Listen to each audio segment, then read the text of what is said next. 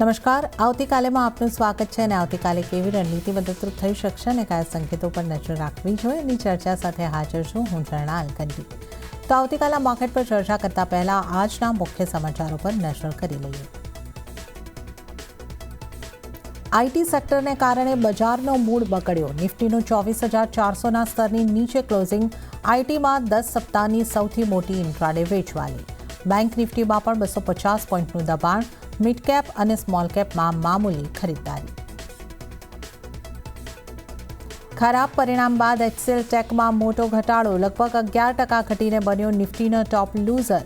સાથે જ પરસિસ્ટન્ટ અને ટાટા એલેક્સી પણ વાયદાના ટોપ લૂઝર. અને આ તરફ અન્ય શેર્સના પણ સેન્ટિમેન્ટ બગડ્યા. નિફ્ટી આઈટી ઇન્ડેક્સમાં લગભગ 4%નો ઘટાડો.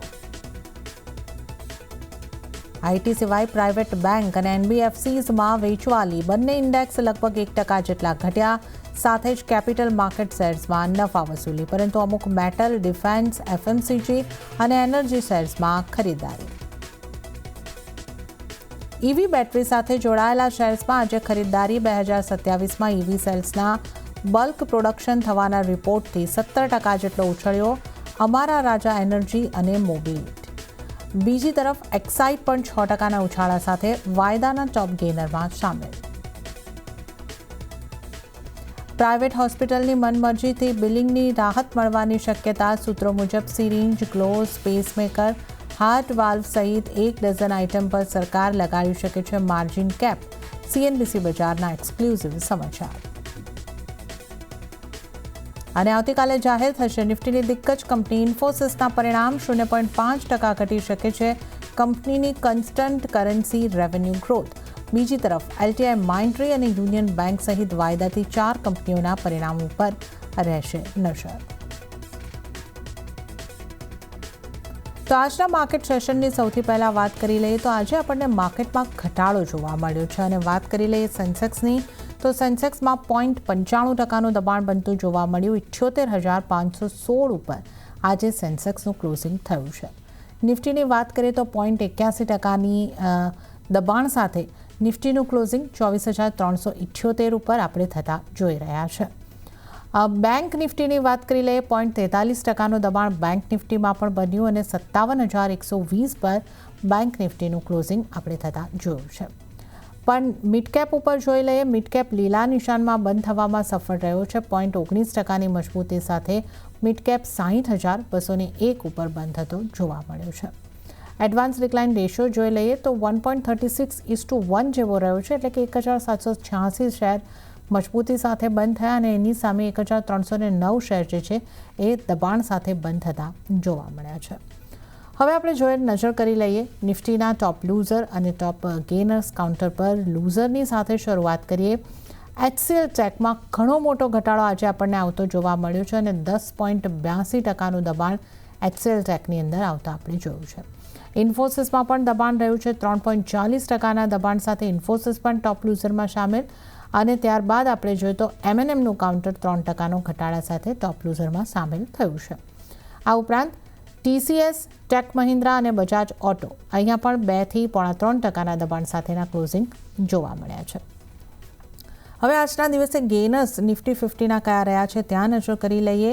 તો ગેનર્સની જો વાત કરીએ તો ટાટા કન્ઝ્યુમર પ્રોડક્ટ 3.20%ની મજબૂતી સાથે બંધ થયો છે. ત્યારબાદ એચયુએલ 2.51% મજબૂત અને એનટીપીસીને જોઈ લો 2.32%ની મજબૂતી સાથે એનટીપીસીનું ક્લોઝિંગ થયું છે. ત્યારબાદ આપણે જોઈએ હિન્દાલ્કો, ટાટા મોટર પીવી અને જીઓ ફાઇનાન્શિયલ અહીંયા 1.5% મજબૂતી સાથેના ક્લોઝિંગ થતાં આપણે જોઈ શકીએ છીએ. તો આજના આપણે ગેનર્સ અને લૂઝર્સ પણ જોઈ લીધા અને હવે આવતીકાલના બજારની ચર્ચા કરવા આપણી સાથે જોડાઈ રહ્યા છે બુલવેવ રિસર્ચ ફર્મના અમિત મસ્તાકી. અમિતજી, સ્વાગત છે આપનું સીએનબીસી બજાર પર. Good evening. અને આજે આપણે જોયું બજારમાં જે ગઈકાલની મજબૂતી હતી એ ટકી નહીં શકી અને આજે આપણે લગભગ દબાણ તરફ 0.1% દબાણ બને એવી શક્યતા જોઈ રહ્યા હતા. 0.81%નું દબાણ 201 પોઈન્ટના દબાણની સાથે નિફ્ટીનું ક્લોઝિંગ 24,378 પર, એટલે 24,400 પણ ટકી નથી શક્યા. કઈ રીતે તમે જોઈ રહ્યા છો નિફ્ટીના આ ક્લોઝિંગને અને આગળ નિફ્ટી પર આપની સલાહ કઈ રીતે બની રહી છે? Good afternoon everyone. આપણે પાછલા સપ્તાહમાં પણ એકવાર ડિસ્કસ કર્યું હતું કે નિફ્ટી માટે આવનારા સમય માટે 24,400 24,700 નો એક ઝોન છે જે એક રેઝિસ્ટન્સનો એક ફેસ કરી શકે છે. અને પાછલા સપ્તાહ પણ એક રેકમેન્ડ કર્યું હતું કે જેની પાસે લોંગ હોલ્ડ હોય તે એક પ્રોફિટ બુક કરીને ચાલવું જોઈએ. જો નિફ્ટી ઉપર નજર કરીએ તો પ્રીવિયસ લોથી આપણે 2,300 પોઈન્ટનો એક નોન સ્ટોપ અપસાઇડ મોમેન્ટમ જોવા મળી છે. હવે આ લેવલની આસપાસ 24,400-700 ઝોન પાસે આપણે trend line resistance, moving average અને ફિબોનાચીના લેવલ એક રેઝિસ્ટન્સ તરીકે એક ઇન્ડિકેટ થઈ રહ્યા છે. તો આ લેવલની આસપાસ હજુ પણ જો કોઈની પાસે હોલ્ડિંગ છે લોંગ સાઇડ પર તો એકવાર પ્રોફિટ બુક કરવું જોઈએ. શોર્ટ સાઇડની કોઈ પણ નવી એક પોઝિશન માટે હાલમાં એક એવોર્ડ ઇશારા છે, પરંતુ લોંગ સાઇડ જો કોઈના હોલ્ડિંગ છે તો એક એક્ઝિટ કરીને ચાલવું જોઈએ. વાત કરીએ બેંક નિફ્ટી માટે, તો બેંક નિફ્ટીમાં પણ આપણે જણાવ્યું હતું કે 57,200 57,500 એક રેઝિસ્ટન્સ ઝોન છે. અને જો આપણે નજર કરીએ તો છેલ્લા 5-7 દિવસથી આપણે આ ઝોનમાં એક રિવર્સલ ત્યાંથી જોવા મળી રહ્યું છે અને એક સાઇડવેઝ પેટર્ન અહીંયા જોવા મળી છે. આજે પણ એક ઝોન છે એની આસપાસ જ પ્રાઇસ ટ્રેડ કરી રહી હતી.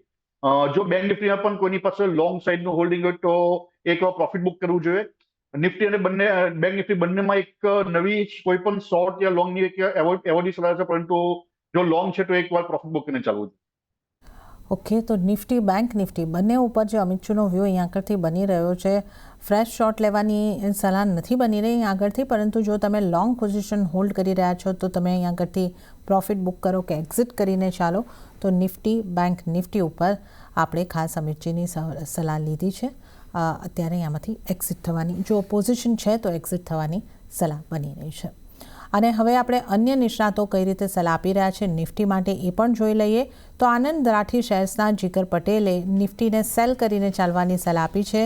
લેવલ્સ જ્યાંથી વેચવાનું છે 24,350થી 24,450ના રહેશે. આ લેવલની આસપાસથી સેલ કરો. 24,600નો સ્ટોપ લોસ રાખવાનો રહેશે અને ટાર્ગેટ જીગરજી 24,000નો જોઈ રહ્યા છે. અને હવે આપણે નજર કરીએ આઈડીબીઆઈ સિક્યોરિટીઝના દેવેન મહેતાની કઈ રીતની નિફ્ટી માટે સલાહ બની રહી છે. દેવેન મહેતા બાય ડિપ્સની સ્ટ્રેટેજી અપનાવવાની સલાહ આપી રહ્યા છે. 24,250ની આસપાસથી નિફ્ટીને બાય કરીને ચાલો અને સ્ટોપ લોસ તેઓ 24,000નો રાખવાનું જણાવી રહ્યા છે. દેવેનજી ટાર્ગેટ જે જોઈ રહ્યા છે 24,600થી લઈને 24,800નો. તો દેવેનજી તરફથી અહીંયા આગળથી ખરીદારી કરીને ચાલવાની સલાહ બની રહી છે. તો માર્કેટની વોલેટિલિટી અને અનિશ્ચિતતાઓ વચ્ચે નિષ્ણાતોના પણ મિશ્ર વ્યૂ અહીંયા આગળથી આપણને બનતા જોવા મળી રહ્યા છે. તો આપણે નિફ્ટી ઉપર તો વ્યૂ અહીંયા આગળથી લીધો છે. હવે અમિતજી આપણી સાથે જોડાયેલા છે, એમની સાથે ચર્ચાની શરૂઆત કરીએ. અને અમિતજી, સ્વાભાવિક રીતે આજે જે રીતે આઈટી ઇન્ડેક્સનું દબાણ બનતું દેખાયું છે, ઘણો મોટો ઇન્ટ્રાડે ઘટાડો આપણે આજે વિટનેસ કર્યો છે. આઈટી સ્ટોક્સમાં રિઝલ્ટ બાદ મોટા ઘટાડા. એચસીએલ ટેક લગભગ 11.5%નું દબાણ, એનાથી વધારેનું દબાણ. એચસીએલ, ટીસીએસ હોય, મિડ કેપના પર્સિસ્ટન્ટ સિસ્ટમ હોય, ઘણા બધા સ્ટોકમાં મોટા ઘટાડા છે. એચસીએલ ટેકના મોટા ઘટાડાને કઈ રીતે જોઈ રહ્યા છો, અને આ ઉપરાંત ઓવરઓલ આઈટી ઇન્ડેક્સ કે આઈટીના અન્ય સ્ટોકમાંથી આપની કોઈ સલાહ બનશે? જો વાત કરીએ આઈટી ઇન્ડેક્સમાં એક એચસીએલ ટેકની ઉપર, તો એચસીએલ ટેકમાં એક જોવામાં આવે તો એક ફ્લેટ કરેક્શન પેટર્નનું ફોર્મેશન થઈ રહ્યું છે. અને પ્રીવિયસ લો એક છે સપોર્ટ તરીકે ઇન્ડિકેટ થાય છે 1250, પણ જો 1250નું બ્રેકડાઉન હોય તો એચસીએલમાં 1,100 સુધીનો ફોલ પણ જોવા મળી શકે છે. આ સ્ટોકને હાલમાં એવોર્ડની સલાહ રહેશે. એક પ્રોપર ફોર્મેશન કમ્પ્લીટ થવા દેવા જોઈએ અને પ્રોપર એક સપોર્ટમાં એક આવવા દેવો જોઈએ. અને એક 1,100નો એક ફિબોનાચી લેવલ છે એને સપોર્ટ તરીકે જોઈ રહ્યો છું. તો આવનારા દિવસોમાં જો 1250ના બ્રેકડાઉન થાય તો નીચેમાં 1,100 સુધીના લેવલ આપણે જોવા મળી શકે છે.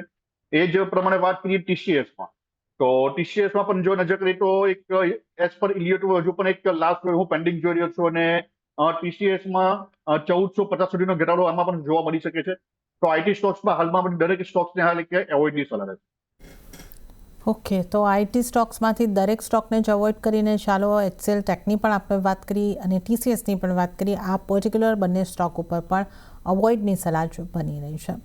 અને ત્યારબાદ ઘટાડા તરફીની આપણે વાત કરી રહ્યા છીએ, તો ઓટો સ્ટોક્સમાં પણ અમિતજી ઘટાડો જોવા મળ્યો. એમએનએમમાં સૌથી વધારે ઘટાડો રહ્યો 3%. આ ઉપરાંત બજાજ ઓટો અને અન્ય કાઉન્ટરમાં પણ ઘટાડો રહ્યો છે. તો ઓટો સ્ટોક્સમાંથી આપની કોઈ ખાસ વ્યૂ બની રહ્યો છે? કયા સ્ટોક પર કઈ રીતની સલાહ બનશે? જો આપણે વાત કરીએ ઓટો સ્ટોક્સમાં લાર્જ કેપની ઉપર, તો બધા જ લાર્જ કેપમાં એક ફિફ્થ વેવ ઓલમોસ્ટ કમ્પ્લીટ છે અને ઇન્વર્ટેડ એબીસી પેટર્નના ફોર્મેશન થઈ રહ્યા છે. તો આવનારા સમયમાં મહેન્દ્રમાં, બજાજ ઓટોમાં, દરેક સ્ટોક્સમાં આપણે એક upside ways to downside move જોવા મળી શકે છે. જો વાત કરીએ મહેન્દ્રમાં એક રેન્જની વાત કરીએ તો એક 3,400 થી 3,000 એક રેન્જમાં આપણે કારોબાર થતો જોવા મળી શકે છે. એ જ પ્રમાણે બજાજ ઓટોની જો વાત કરીએ તો બજાજ ઓટોમાં પણ આપણે એક સાઇડવેઝ એક મોમેન્ટમ જોવા મળી શકે છે અને આમાં પણ આપણે એક 10,000 થી લઈને 9,500 ની વચ્ચે એક કારોબાર થતો જોવા મળી શકે છે. જો નવી એન્ટ્રી કરવી હોય તો એક સ્ટોક છે JBM ઓટો. આ સ્ટોક ઉપર નજર કરવી જોઈએ. હજુ પણ એક પ્રેસ બ્રેકઆઉટ્સની આસપાસ એક ટ્રેડ કરી રહ્યું છે અને એક વાર જો આમાં એક 670 ના બ્રેકઆઉટ થશે તો ઉપરમાં 750 અને 825 સુધીના લેવલ JBM ઓટોમાં જોવા મળી શકે છે. એક ઈવી સેક્ટરનો સ્ટોક છે તો આવનારા સમયમાં આ સ્ટોક્સમાં એક સારું એક મોમેન્ટમ પણ જોવા મળી શકે છે. તો ઓટો સેક્ટરમાં લાર્જ કેપના હાલમાં એવોઇડ કરવા જોઈએ. જે સ્ટોક્સમાં નવા બ્રેકઆઉટ મળી રહ્યા છે એની પર ફોકસ કરવું જોઈએ. JBM ઓટો આપણે અગાઉ પણ બાઇંગ માટે રેકમેન્ડ કર્યો હતો. દરેક ઘટાડે આ સ્ટોક બાય કરીને ચાલવું જોઈએ અને 460 નો સ્ટોપ લોસ આમાં મેન્ટેન કરવો જોઈએ. ઉપરમાં 750 અને 825 સુધીના લેવલ આ સ્ટોકમાં જોવા મળી શકે.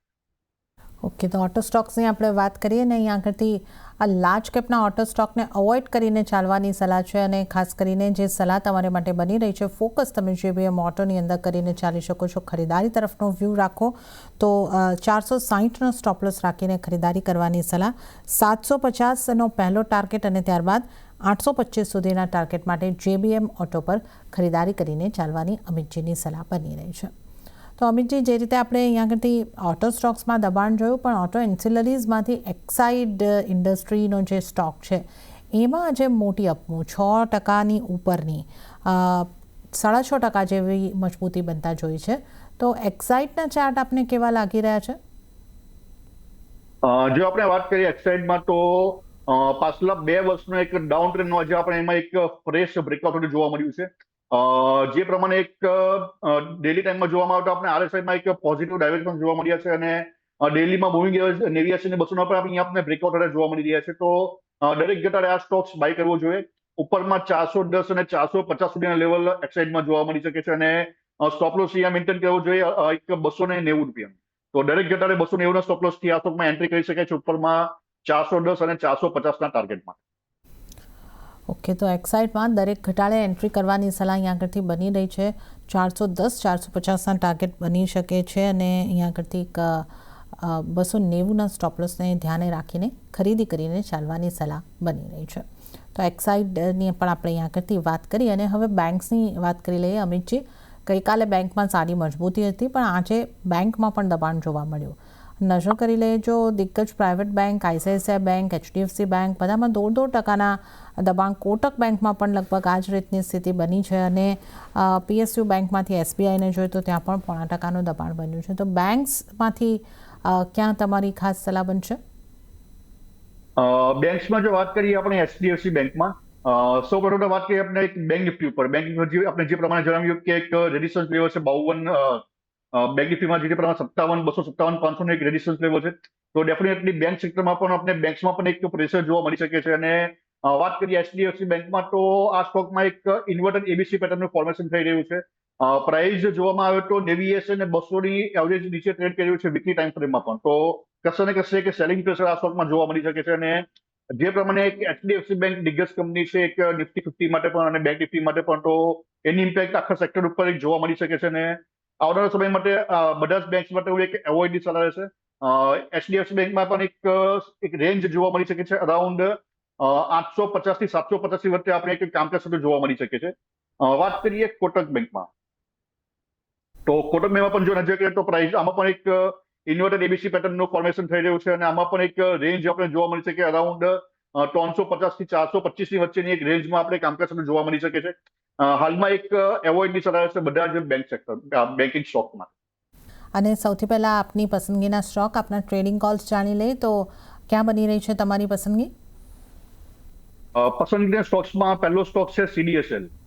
CDSL જો આપણે વાત કરીએ તો આપણે વીકલી ટાઈમ ફ્રેમમાં આપણે ફિબોનાચી લેવલ અને 200ની એવરેજથી આપણે એક રિવર્સલ જોવા મળ્યું છે. ચાર્ટમાં એક મોર્નિંગ સ્ટાર પેટર્નનું પણ ફોર્મેશન જોવા મળ્યું છે. તો કન્ડિશનલ બાઇંગ છે આ સ્ટોક માટે દરેક ઘટાડે બાય કરવું જોઈએ. જો મળે છે પ્રાઇસ 1225 ની આસપાસ તો નવી એન્ટ્રી આ લેવલે કરવી જોઈએ. 1100 નો સ્ટોપ લોસ મેન્ટેન કરવો જોઈએ અને ઉપરમાં 1400 નો લેવલ CDSLમાં જોવા મળી શકે છે. તો એક કન્ડિશનલ બાઇંગ છે એક બાય ઓન ડિપ્સ કરીને ચાલવું જોઈએ આ સ્ટોક માટે. બીજો એક સ્ટોક છે ડિક્સોન ટેકનોલોજી.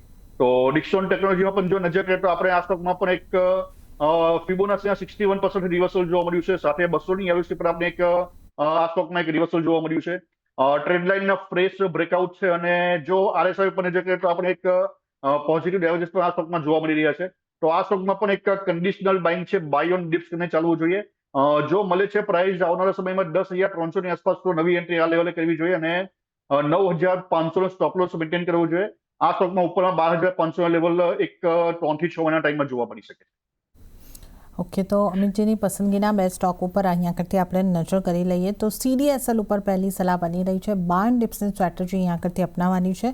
બાઇંગ લેવલ 1225ના રહેશે અને આ બાઇંગ થાય છે તો 1100નો સ્ટોપ લોસ ધ્યાને રાખો, 1400નો ટાર્ગેટને ધ્યાને રાખીને 1225 પર CDSLને બાય કરીને ચાલો. અને બીજી પસંદગીનો સ્ટોક જે બની રહ્યો છે ડિક્સન ટેકનોલોજી બની રહ્યો છે. અમિતજીની પસંદમાં આવી રહ્યો છે ડિક્સન ટેક.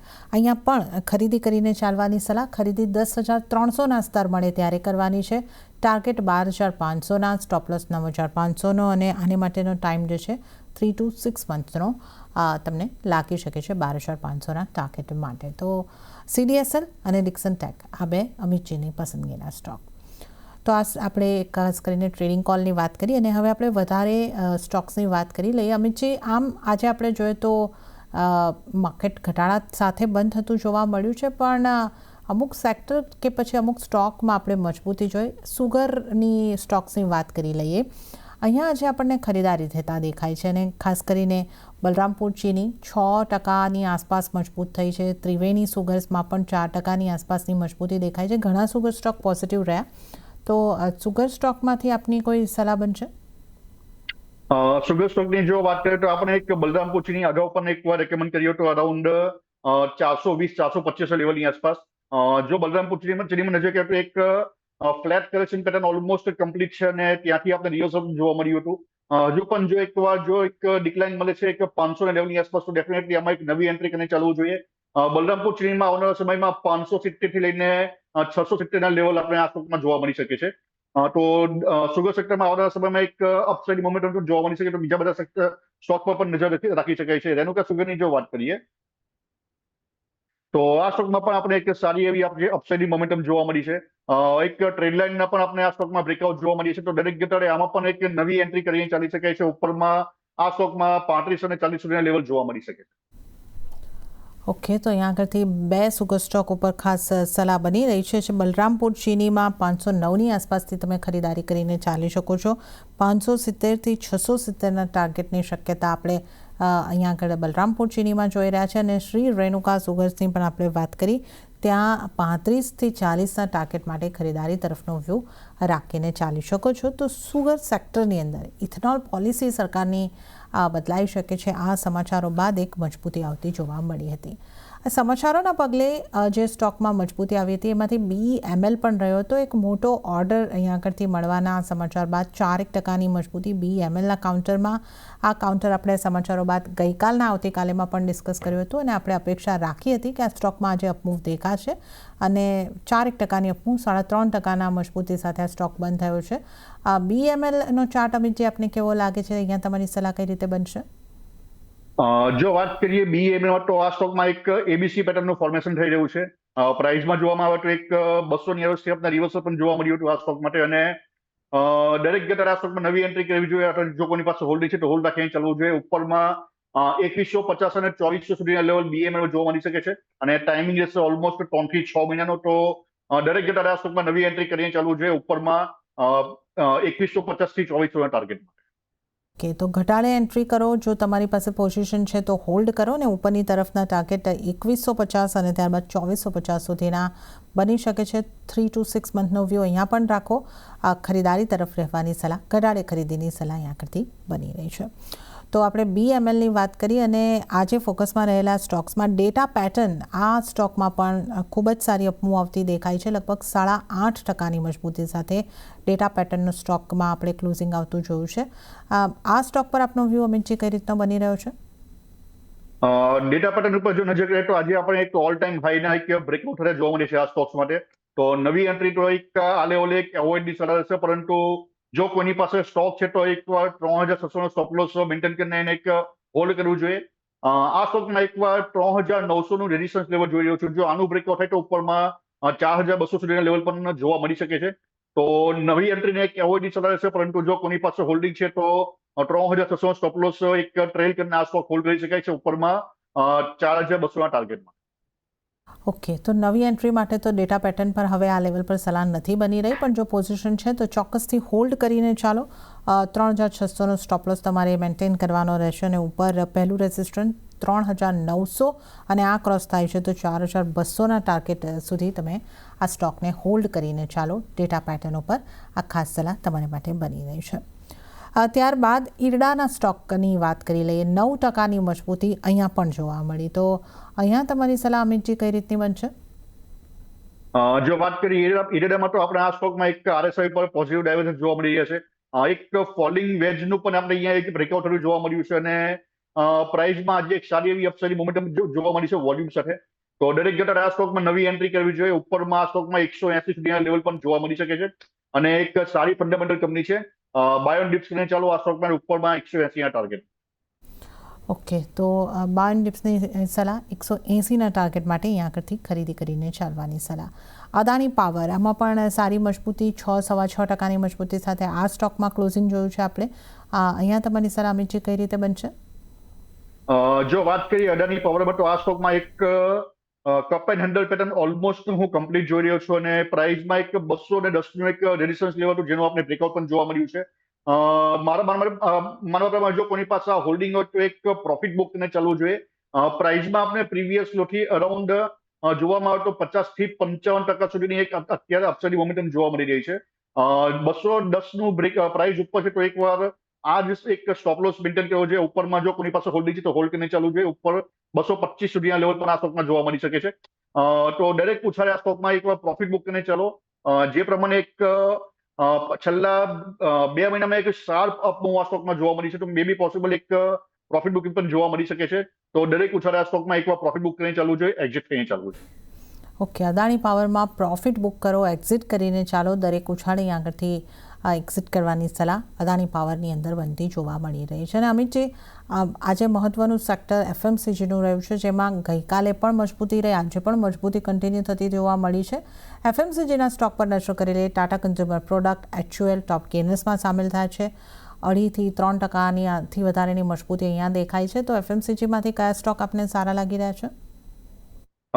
એક સ્ટોક છે નેસ્લે ઇન્ડિયા. જો નેસ્લે ઇન્ડિયાની વાત કરીએ તો આમાં જે એક રિવર્સલ જોવા મળ્યું, એક ટ્રેન્ડ લાઇનના સપોર્ટથી રિવર્સલ જોવા મળ્યું હતું. 89ની અવસ્થાએ આપણે આમાં એક રિવર્સલ જોવા મળ્યું હતું અને બોટમ પર એક મોર્નિંગ સ્ટાર પેટર્ન પણ ફોર્મેશન જોવા મળ્યું હતું. હાલમાં આ સ્ટોક ઓલ ટાઈમ હાઈ પાસે ટ્રેડ કરી રહ્યો છે. નવી એન્ટ્રી તો આ લેવલે એક એવોર્ડની સલાહ છે, પરંતુ જો કોની પાસે હોલ્ડિંગ છે તો હોલ્ડ કરીને ચાલવું જોઈએ. આ સ્ટોકમાં ઉપરમાં 1450 થી 1500 સુધીના 1450 થી 1600 સુધીના લેવલ આ સ્ટોકમાં જોવા મળી શકે છે. હજુ પણ પાછું એકવાર રિપીટ કરું છું, નવી એન્ટ્રી માટે આ સ્ટોક્સમાં એવોર્ડની સલાહ છે. જો નવી એન્ટ્રી કરવી હોય તો એક સ્ટોક છે ડીમાર્ટ. ડીમાર્ટમાં જો નજર કરીએ તો એક flat correction pattern almost complete છે. દરેક ઘટાડે આ સ્ટોકમાં નવી એન્ટ્રી કરી શકાય છે. જો ડીમાર્ટ એકવાર મળે છે 4250ની આસપાસ તો એક રી એન્ટ્રી કરીને ચાલવું જોઈએ આ સ્ટોક માટે. ડીમાર્ટમાં ઉપરમાં 5200 સુધીના લેવલ પણ આવનારા સમયમાં જોવા મળી શકે. ઓકે, તો નેસ્લેને નવી ખરીદારી માટે અવોઇડ પોઝિશન છે તો હોલ્ડ કરો, અને તો 1600નો ટાર્ગેટ બની શકે છે, 1450નો સ્ટોપ લોસ. અને ડીમાર્ટ એવન્યુ સુપર માર્કેટમાં ખરીદી કરીને ચાલો. ઘટાડે ખરીદી કરવાની છે 4250ની આસપાસથી બાય, 5200ના ટાર્ગેટ માટે. તો આ ખાસ આપણે ચર્ચા કરી છે કયા સ્ટોક પર તમે નજર રાખી શકો છો. અને અમિતજી, સમય થઈ રહ્યો છે અહીંયા આગળથી આપની પાસેથી રજા લેવાનો, તો આપના કોઈ ડિસ્ક્લોઝર? મેં જે પણ સ્ટોક રેકમેન્ડ કર્યા છે મારું હોલ્ડિંગ નથી, પરંતુ ક્લાયન્ટે રેકમેન્ડ કર્યા હોઈ શકે છે. Thanks for inviting. અમિતજી, આપનો આભાર અમારી સાથે શો પર જોડાવા બદલ અને તમામ સ્ટોક અંગે ચર્ચા કરવા બદલ. અને આ સાથે જ આવતીકાલેમાં હાલ પૂરતું આટલું જ. હાલ મને આપશો રજા. વધુ અપડેટ અને સમાચારો માટે આપ જોતા રહો CNBC ગુજરાત. નમસ્કાર.